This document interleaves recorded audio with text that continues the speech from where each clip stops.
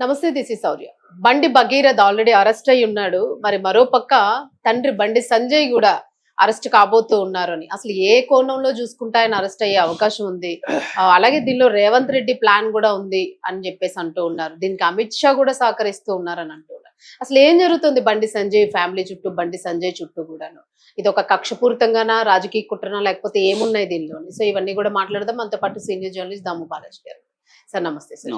Sir ఇప్పటి వరకు భగీరథ గురించి మనం మాట్లాడాం. ఫస్ట్ యాక్చువల్ గా బండి సంజయ్ మీద కూడా కొంత కాంట్రవర్సీస్ అనేవి వచ్చాయి. సో ఇప్పుడు మీరు మళ్ళీ అరెస్ట్ చేసే అవకాశం ఉంది అని ఏ రకంగా మనం ఎక్స్పెక్ట్ చేయొచ్చు? అంటే మామూలుగానే అంటే కాన్స్పిరసీ థియరీలు అంటారు. కాన్స్పిరసీ థియరీ అనేది చాలా చోట్ల ఉంటది. ప్రతి దానికి ఇప్పుడు విజయ్ అయినప్పుడు కూడా కాన్స్పిరసీ థియరీలు చాలా వచ్చాయి తమిళనాడులో.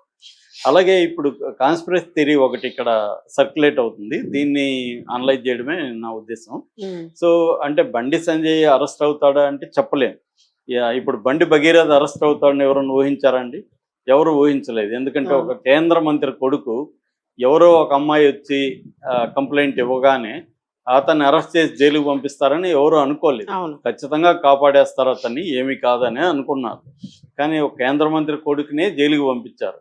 అలాంటప్పుడు కేంద్ర మంత్రిని పంపించలేరా అంటే పంపిస్తారు. ఎప్పుడు కేంద్ర మంత్రి ముందుగా రిజైన్ చేస్తే, రిజైన్ చేసినాక ఆయన ఇంకా కేంద్ర మంత్రి కాదు, ఒక మామూలు పార్టీలో నాయకుడు. కాబట్టి ఆయన అరెస్ట్ చేసే అవకాశం ఉంది. పార్టీ నాయకులను చాలా మందిని అరెస్టులు చేసి జైల్లో పెడుతున్నారు కదా. ఎక్స్ మినిస్టర్లను అందరిని అరెస్ట్ చేశారు. రేవంత్ రెడ్డిని కూడా గతంలో అరెస్ట్ చేశారు కదా. కాబట్టి ఆ రకంగా జరిగే అవకాశం ఉంది. ఎందుకంటే కేంద్రంలో అమిత్ షా సీరియస్గా ఉన్నాడని ఈ విషయం పట్ల, అట్లాగే ఇక్కడ బీజేపీ నాయకులు కూడా మౌనం వహించడం పట్ల అమిత్ షా కోపంగా ఉన్నాడని, అందుకనే నిన్న రామచంద్ర ఇక్కడ రావు ఆయన గట్టిగా ఇప్పటి వరకు నోరు తెరవని వ్యక్తి. అంతకుముందు కూడా ఆయన ఏం మాట్లాడాడంటే అది వాళ్ళ పర్సనల్, వాళ్ళ కుటుంబ వ్యవహారం అని ఆయన మాట్లాడలేదు. అట్లాగే మిగతా కిషన్ రెడ్డి లాంటి వాళ్ళు అసలు మాట్లాడలేదు. అప్పుడు మిగతా వాళ్ళు కూడా అది మాకు సంబంధం లేదు, law will take its own course అని ఒక రొటీన్ డైలాగ్ చెప్పి ఊరుకున్నారు. అంటే ఇక్కడ బీజేపీలో కూడా బండి సంజయ్ మీద చాలా మంది నాయకులకి వ్యతిరేకత ఉంది.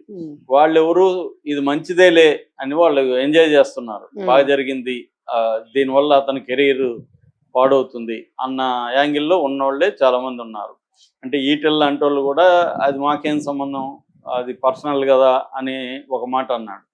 సో అలాగే అందరూ తప్పించుకున్నారు. కాబట్టి ఇప్పుడు మీరు కూడా గట్టిగా మాట్లాడండి అనేది అమిత్ షా చెప్పినాడు. కాబట్టి మాట్లాడడం మొదలుపెట్టారు. అంటే అయిపోయింది కదా, అరెస్ట్ అయిపోయాడు కదా, ఇంకేంటి, ఇంకెందుకు దీని గురించి మాట్లాడుతున్నారు అని.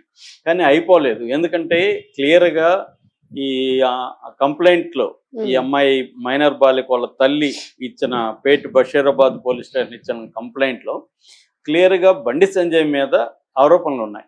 ఎందుకంటే ఇది జరిగినాక ఏప్రిల్ 22 సంగప్ప అనే వ్యక్తి మా దగ్గరికి వచ్చి ఇట్లా బండి సంజయ్ పిలుస్తున్నాడంటే మేము సంగప్ప ద్వారా వాళ్ళ ఇంటికి వెళ్ళాము. మేమేమనుకున్నామంటే ఆయన ఖచ్చితంగా న్యాయం చేస్తాడు మనకి అనుకున్నాం. న్యాయం అంటే ఏంటి, పెళ్లి చేయడమే యాక్చువల్గా వీళ్ళ ఉద్దేశం, పెళ్లి చేసుకోవాలి. ఎందుకంటే ఈ అమ్మాయిని పెళ్లి చేసుకుంటాను మేజర్ అయినాక అని చెప్పి ఈ అమ్మాయితో తిరిగి అమ్మాయిని మందు తాగి వదిలేశాడు. కాబట్టి వాళ్ళు కేసు పెట్టారు. న్యాయం అంటే అర్థం ఏంటి, పెళ్లి చేసుకోమని. సో అది చేస్తాడేమని మేము వెళ్ళాము. కానీ అతను చాలా దారుణంగా చాలా భయంతో బయటకు వచ్చాం మేము, చాలా తీవ్రంగా భయపెట్టాడు మమ్మల్ని అని చెప్తున్నాడు. So that is number 1. ఆయన భయపెట్టాడంటే క్రిమినల్ ఇంటిమిడేషన్ అంటారు దాన్ని. క్రిమినల్ ఇంటిమిడేషన్ కింద అతని మీద కేసు పెట్టారు. రెండవది, ఒక ముద్దాయి, పోక్సోలో ఉండే ముద్దాయి ని 9 రోజుల పాటు ఆయన దాచిపెట్టాడు. ఆయనకు తెలియకుండా అబ్బాయి ఎక్కడికి పోడు. వీళ్ళు కథలు ఏం చెప్తున్నారంటే బెయిల్కి వేస్తాం అది అని నిన్న కూడా చెప్తాను. అది ఎట్లా సాధ్యం? అది అందరూ చెప్తారు. అలాంటప్పుడు నేను ఒక క్రైమ్ చేసి నేను బెయిల్ కోసం ట్రై చేస్తాను, 10 రోజుల తర్వాత వస్తానంటే ఒప్పుకుంటారండి? ఇదే గవర్నమెంట్ ఒప్పుకుంటుందా? వీళ్ళు బీజేపీ వాళ్ళు ఒప్పుకుంటారా? వీళ్ళేమో ఇమీడియట్గా లాక్కుపోతారు. కవితను ఎలా లాక్కుపోయారు మనం చూసాం. ఇమీడియట్గా లాక్కుపోతారు వీళ్ళు. వీళ్ళ విషయానికి వచ్చేసరికేమో మేము బెయిల్ కోసం ట్రై చేస్తున్నాం, బెయిల్ వస్తుందని చెప్పారు. అందరూ అదే చేస్తారు. మరి అందరికి ఆ చట్టంలో నువ్వు చేర్చు, నువ్వే కదా హోంశాఖ మంత్రి, చట్టంలో చేర్చు. పోక్సోలో 10 రోజులు ఏమి రావాలని లేదు, మీరు బెయిల్కి ట్రై చేసుకోండి, బెయిల్ రాకపోతే అప్పుడు రండి, బెయిల్ రిజెక్ట్ అయినాక రండి అనేది మన చట్టంలో చేర్చండి. చట్టంలో ఏమో ఇమీడియట్గా వేరే వాళ్ళని అరెస్ట్ చేస్తారు. ఇతను మాత్రం అరెస్ట్ చేయరు. దానికి ఇప్పుడు ఖచ్చితంగా ఒకవేళ రేపు పొద్దున ఇదే కేసులో ఇలాంటి కేసులో నేను ఫర్ ఎగ్జాంపుల్ ఎవరినన్నా దాచిపెట్టాను అనుకో, నేను కూడా క్రైమ్ చేసినట్టే లెక్క చట్ట ప్రకారం. అంటే ఒక నిందితుడిని దాచిపెట్టడం కూడా క్రైమ్ అది. సో ఆ యాంగిల్లో బండి సంజయ్ మీద ఖచ్చితంగా కేసు అవుతుంది. సో ఈ 2 రకాల కేసులు బండి సంజయ్ మీద ఉన్నాయి కాబట్టి సంగప్పకి బండి సంజయ్కి నోటీసులు ఇచ్చారని చెప్తున్నారు. సో వాళ్ళైతే నోటీసులు తీసుకున్నారు కాబట్టి వెళ్లాల్సి ఉంటుంది. కానీ అరెస్ట్ అనేది ఎప్పుడు జరుగుతుందంటే కేంద్ర మంత్రికి తీసేస్తే. అయితే ఇక్కడ కాన్స్పిరసీ థియరీ ఏంటంటే బేసిక్గా మొన్న మోడీ బహిరంగ సభలో 10వ తేదీ రేవంత్ రెడ్డిని నువ్వు మాతో కలువు, నీ కోరికలన్నీ నేను నెరవేరుస్తా అని అంటున్నాడు. రేవంత్ రెడ్డికి ఏం కోరికలు ఉన్నాయి? ఒకటి, రాష్ట్ర మంత్రి ఆయనే ప్రకటించాడు. ఇది అయినాక ఆయన ఒక వాక్యం చెప్పాడు, ఒక ప్రకటన. అదేంటంటే 2034 వరకు నేనే సీఎం. ఇది కాంగ్రెస్ పార్టీలో ఏ సీఎం కూడా ఇప్పటివరకు డిక్లేర్ చేయలేదు. ఎందుకంటే కాంగ్రెస్ పార్టీలో సీఎంని ఎలక్షన్లలో కూడా క్యాండిడేట్కి ప్రకటించరు, సీఎం క్యాండిడేట్ అని చెప్పరు. రాజశేఖర రెడ్డి లాంటి వాళ్ళు కూడా ప్రకటించలేదు. తర్వాత ఎలక్షన్లు అయినాక సీఎం ఎవరని డిక్లేర్ చేస్తారు. ఎనీ నేషనల్ పార్టీలో అదే జరుగుతుంది. కానీ ఇక్కడ 34 వరకు నేనే సీఎం అని ఈయన ఎట్లా ప్రకటించాడు అంటే అర్థం ఏంటంటే రేవంత్ రెడ్డి రాహుల్ గాంధీని ఒక రకం బ్లాక్మెయిల్ చేస్తున్నాడు. 34 వరకు నేను సీఎంగా ఉంచాలి, లేకపోతే నేను బీజేపీలోకి వెళ్ళి బీజేపీలో సీఎం అవుతాను. అంటే ఇప్పుడు బీజేపీలో చాలా మంది సీఎంలు చూస్తే మనం 19 రాష్ట్రాల్లో ఎంత ఉన్నారో చూస్తే అందులో చాలా మంది వేరే పార్టీలో నుంచి, రీసెంట్గా సువేందు అధికారి వేరే పార్టీలో నుంచి తీసుకొని చేశారు.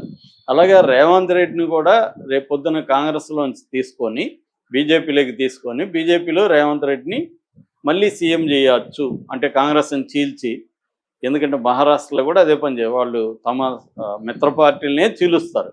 ఇంకా అట్లాంటిది కాంగ్రెస్ని ఎందుకంటే వాళ్ళకి బలంగా కాంగ్రెస్ ఉండేది ఇప్పుడు 2 స్టేట్లలోనే, ఒకటి తెలంగాణ, 2 కర్ణాటక, కేరళలో అది కూటమి.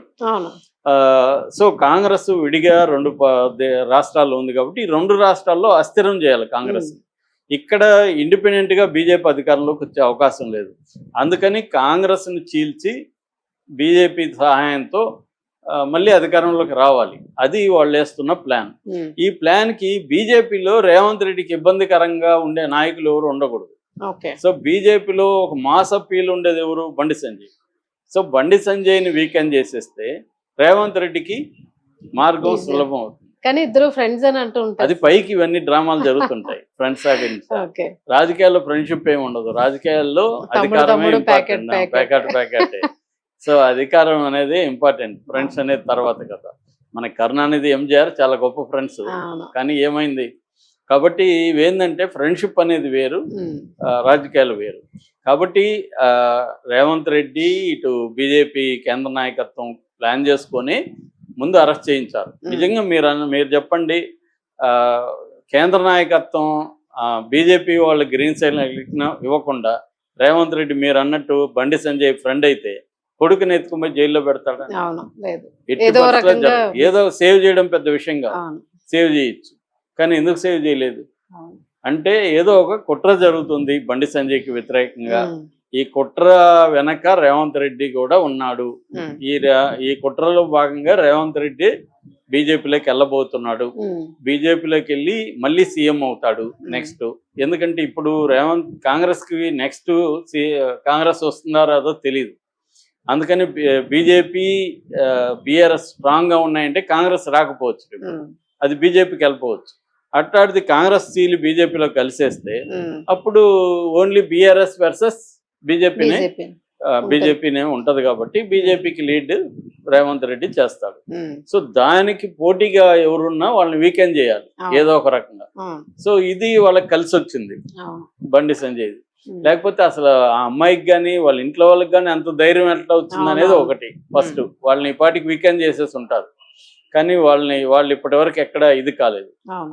సో అందుకని ఇండైరెక్ట్ గా రేవంత్ రెడ్డి ఇటు బీజేపీ నాయకులు అమిత్ షా కలుసుకొని వాళ్లే ఇది చేశారు. ఈ నేపథ్యంలో ఈయన్ని కూడా రేపు పొద్దున ఆల్రెడీ కేసులు పెట్టి నోటీసులు ఇచ్చారు. మీరు మొత్తం గమనిస్తే ఒక భగీరథను ఒకవేళ అరెస్ట్ చేశారు అనుకున్నా కొత్త సెక్షన్ ఒకటి పెట్టారు. అవును, అది ప్రతిసారి సెక్షన్స్ అనేవి సెక్షన్లు జోడిస్తూ ఎందుకు ఉంటున్నారు. గట్టిగా చేస్తున్నారు? అవును, ఫస్ట్ కంప్లైంట్ లో ఆమె రిపోర్ట్ చేసిన కంప్లైంట్ లో ఏముంది, ఒక మైనర్ సెక్షన్ పెట్టారు, అవును, సెక్సువల్ హరాస్మెంట్. మళ్ళీ ఎందుకు సిట్ చేశారు, మళ్ళీ ఎందుకు ఇది పెట్టారు అంటే ఒక ప్యాటర్న్ అయితే కనబడుతుంది. అవును, పైకి మిత్రుల్లాగా ఉంటూ బండి సంజయ్ని తొక్కేయాలి అన్న ఒక పథకం అయితే కనబడుతుంది. ఇది బీజేపీ నాయకుల్లోనూ ఉంది, రేవంత్ రెడ్డి సైలెంట్ గా చేస్తున్నట్టుగా, ఊబిలో పడేసి పైకి లాగుతున్నట్టుగా నటించడం అనేది కనబడుతుంది. ఏదేమైనా దీని వెనక ఒక పెద్ద కుట్ర ఉంది అనేది ఇది ఒక థియరీ. పాసిబుల్ గా అనిపిస్తుంది కొన్ని సందర్భాలను చూసుకుంటూ ఉంటే కొంచెం పాసిబుల్ అనిపిస్తుంది. Right, thank you.